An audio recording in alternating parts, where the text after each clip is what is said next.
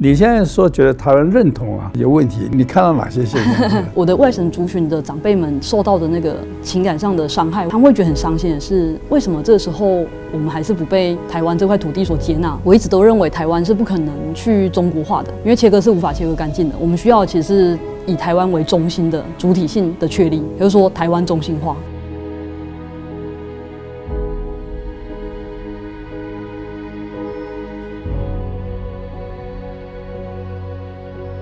你现在说觉得台湾认同有问题，你看到哪些现象？台湾认同这件事有点复杂，是因为我在眷村长大嘛，所以我身边有非常多的所谓外省第二代的叔叔伯伯。那我求学过程里当然也会有，以我现在的知识回去想，他们当然是外省人，但是对我而言，我原本也认为我自己是外省人，所以我在发言或者说因为年纪在文化发展过程中不会意识到省级情节，人都是说，你是外省人吗？然后他们会觉得有点紧张。那大概是2000年左右，因为2000年就是政党轮替嘛，所以当我这么问的时候，他们会紧张，感觉是现在还有人在分外省人吗？然后我就会心想说，我刚刚讲了什么冒犯人的话吗？因为我觉得这是一个对我而言，我也是一个自我认同外省人的感觉。但其实如果是长辈的话，他看我应该很明显我是本省人，所以当我这么问的时候，他的紧张感就来自于，虽然我的年纪很小，然后我可能没有要质疑什么，但他是受到整个台湾文化氛围下，他觉得那是对他一个挑战，或者是说，当时当陈水扁说出太平洋没有加盖的时候，那些我的外省族群的长辈们受到的那个情感上的伤害，我觉得是伤害啦，就是冒犯，可能也是有部分人这么认为，他们会觉得很伤心的是，为什么这个时候我们还是不被台湾这块土地所接纳？那当然有一部分人会觉得，中国是祖国，就是有一部分人是这样，我看到的是这个拉锯，这个拉扯，所以我不纯然是觉得二分的，我的感觉是我亲眼看到这个痛苦。这个拉锯的痛苦，就是他当然是认为我是中国人，也是台湾人。然后随着时间发展，有很多人越来越鲜明的感觉到我是台湾人，可是我却被这块土地上的其他族群所排挤，所以它变得很困难。我想处理这个困难。我因为是外省人嘛，我讲台湾话那就很惊讶，说你会讲台湾话？我说拜托，我是1岁半来在台湾清水长大，那边都讲本省话，对不对？以我立场比较算是比较客观的，因为我们并不是国民党，我父亲其实是最早来台湾做教算中文的，因为那个战后台湾只讲2种语言，一种本省话，一种日本。你要教这个中文，要有人会讲日文的。这样我爸在日本留过学，他们就几个人同学就报名来这边教国语。我就分发到清水那个中学，他就那么待了一辈子。我是外省人，可是实际上我不是国民党，这个做教员是很辛苦的，所以说算是清寒的，不是权贵我现在投入到说认同本土，对我来讲是没什么挣扎，所以我现在倾向于说区分这个文明和文化。文化就是说某时某地某群人。他生活习惯的种种加起来是文化，对不对？文化是有实地的，比方说1960年的纽约文化，或者是1970年代的洛杉矶文化是不一样的，那生活习惯各方面想法不一样，对吧？所以文化它是属地属人的，有时间的。可是我觉得文明应该是讲这个真善美。中国的文化里面是非常欠缺文明的。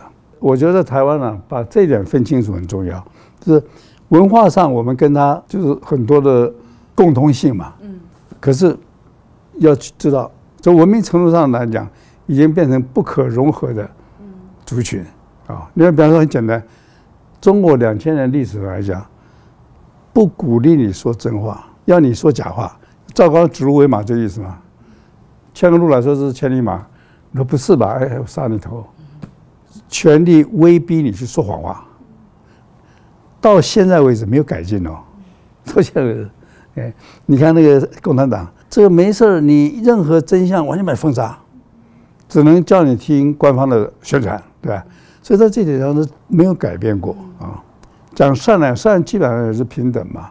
像我们现在讲就是讲尊重人权，对，那美国从这个美国战后开始，联合国推动人权宣言啊、2公约啊，就是在人权注重平等啊，每个人基本的权利，他的自由不能剥夺啊，这是文明基本的嘛。可是人家中国还是讲集体主义，他们是完全不讲善的，这是很可怕的。所以你了解了中国的过去的文化和文明的不同，你对所谓中国认同，我就变成觉得是蛮可笑的。这几年当然谈很多认同，但是我们讲到认同的时候都很容易二分，就是说，谈到台湾是不是很亲近中国就不行，或很亲近中华文化就不行？我觉得不是这样子的，我们有点弄错顺序。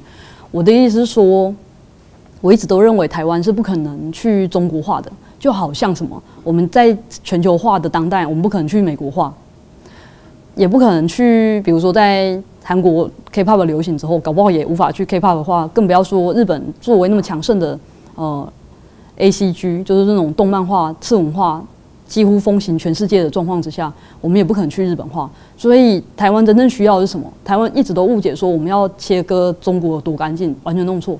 因为切割是无法切割干净的，我们需要的其实是以台湾为中心的主体性的确立，也就是说台湾中心化。我会这么说，当我们确定我们是台湾中心的时候，其他的东西都是养分。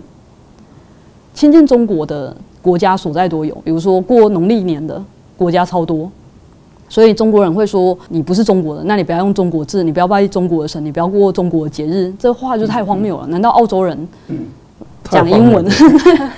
太荒谬了！而且他们的中文，他们的中国字已经不一样了。对，但其实我要谈的是说，我们不要害怕有一样的地方。对，一样的地方没关系，重点是我们以什么意识去理解它。所以我们可以用目前的文字，也可以用目前的语言。事实上，全世界的语言正在消失中嘛。曹董有提到语言，其实我的外省第2代的叔叔伯伯的台语都讲比我好。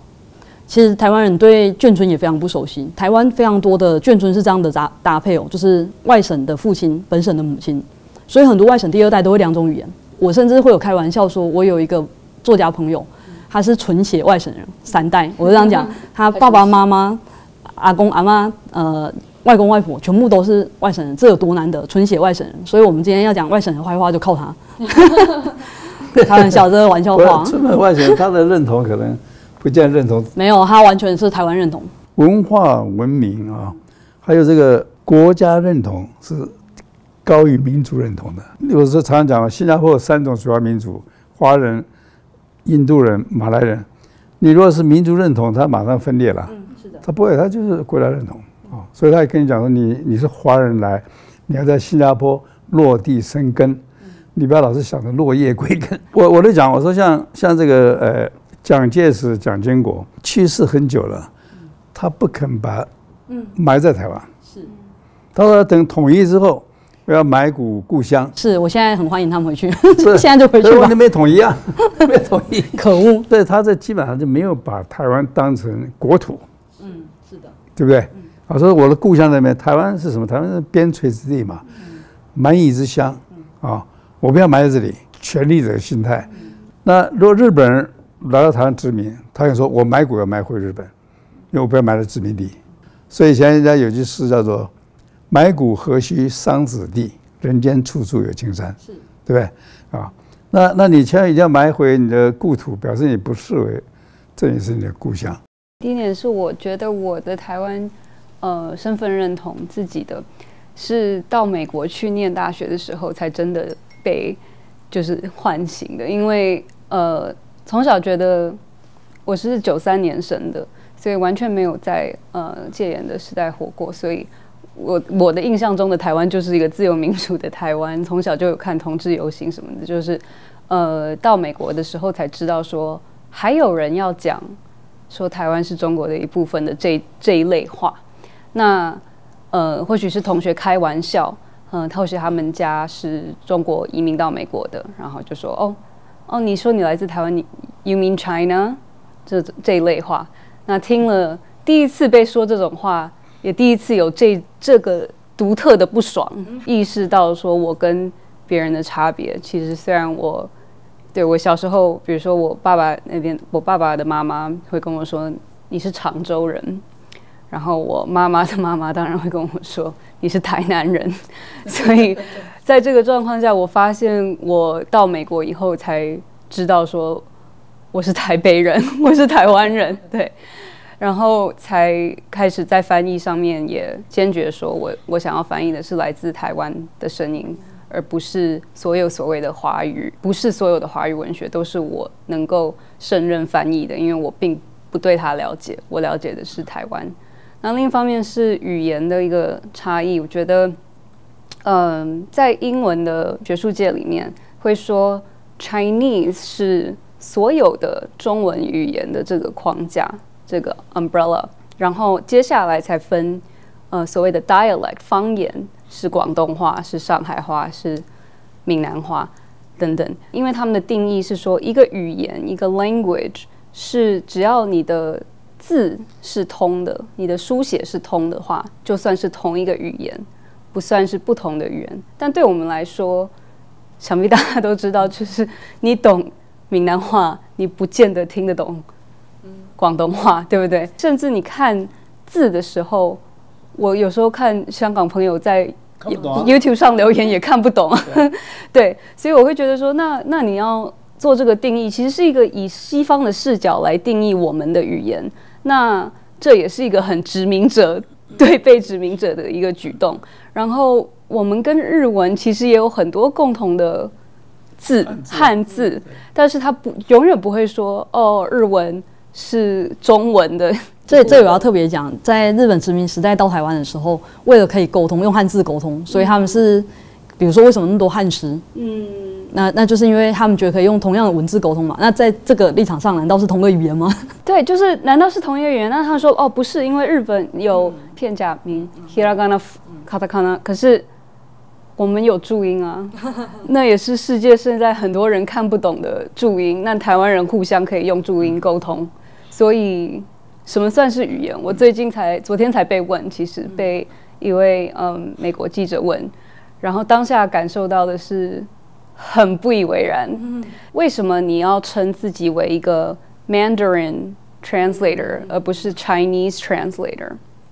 我说因为我只会说 Mandarin。这我倒有意思。我现在在开始啊，像你一个文字问题，我现在喜欢说叫做方块字。我不讲中文，中文也是麻烦，方块字。所以我现在讲说，要让使用方块字的人在台湾留一块净土，一片蓝天。中国现在我叫中共国，因为它是中共的党国嘛，不能叫中国啊，这是中共国。所以有时候名词上啊，我将来说你们作家的名词上，我们开始啊把这个导正。文化是我们就是从小耳濡目染建立起来的。现在喜欢日本插花，啊，有什么不好啊？然后在日本文化我们排斥为什么？所以美的东西我们在吸收文化，可是我们要知道文明啊，文明是要靠自己努力的啊，文明是有普世标准的，讲真善美。你像台湾人讲话，你不会去怀疑他了，他不会骗你。可是中共人讲话，你不能信他，因为他就是乱讲。文明的差异，它也构成文化的差异了。你在很多方面，你是跟台湾人在一起是很轻松愉快的。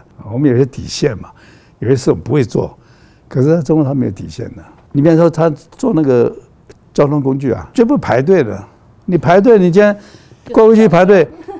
早上8点到晚上8点，你没上车了，他就必须要去挤，久了之后那个文化他就没有办法尊重。因为中国这个概念在回溯的话会讲到，比如说5000年，其实我们会说有信史时代，就是说可以相信历史的时代和非信史时代嘛。那有非常长的时间都是非信史时代，是神话时代。那真的讲到信史时代的话是很有限的。那再来就是它的范围变化很大。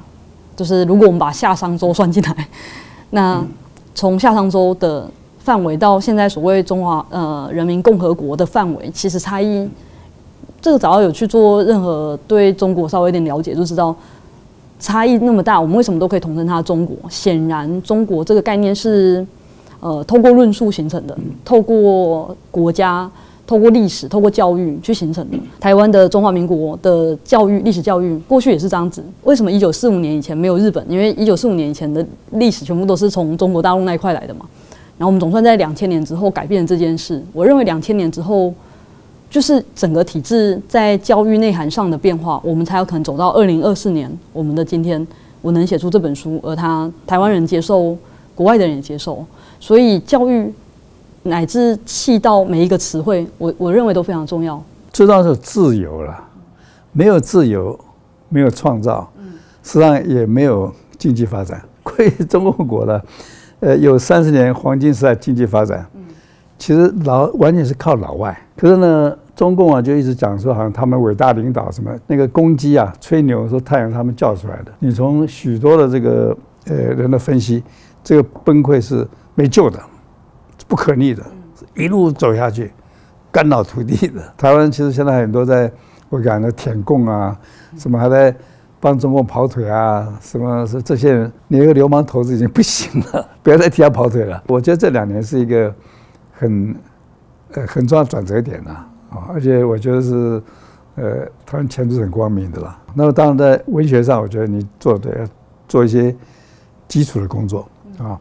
我记得有一年我看那个ABC 访问那个新加坡总理啊李光耀，李光耀跟那个西方记者讲说，你要晓得一点啊，美国才200多年历史，中国有5000年历史。李光耀被骗了啊！第一个，过去山河流域没有个国家是中国；第二，在他们流淌过的朝代，没有个朝代长过300年。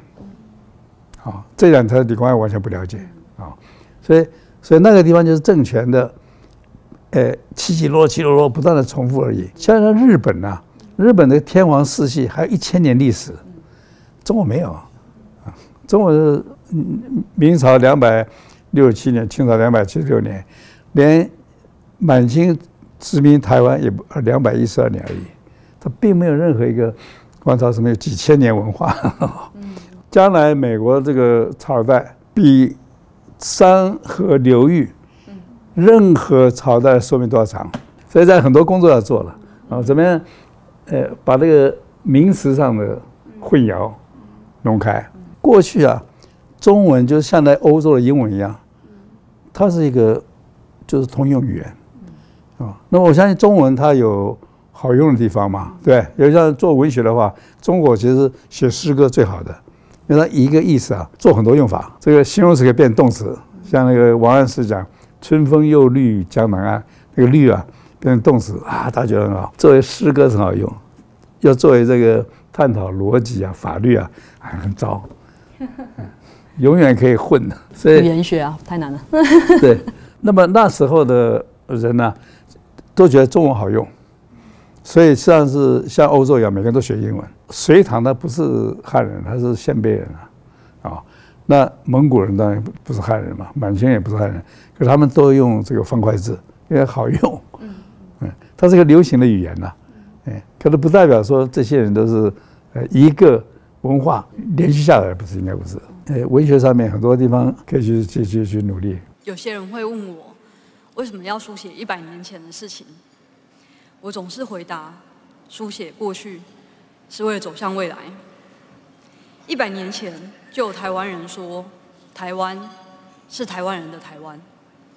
100年后，今天的台湾人也说这句话，但是我们对话的对象并不相同。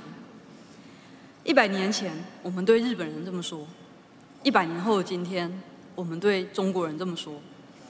这100年来，不变的是，我们一直面对着身边有强大而且具备侵略性的一个国家。与此同时，台湾人自己内部的国家认同、族群认同也很不相同。现在有些人会认为自己是中国人，就好像是100年前有些台湾人会觉得自己是日本人。我书写是为了回答台湾人究竟是什么人，而我持续的书写过去，是想要迎向更好的未来。Thank you。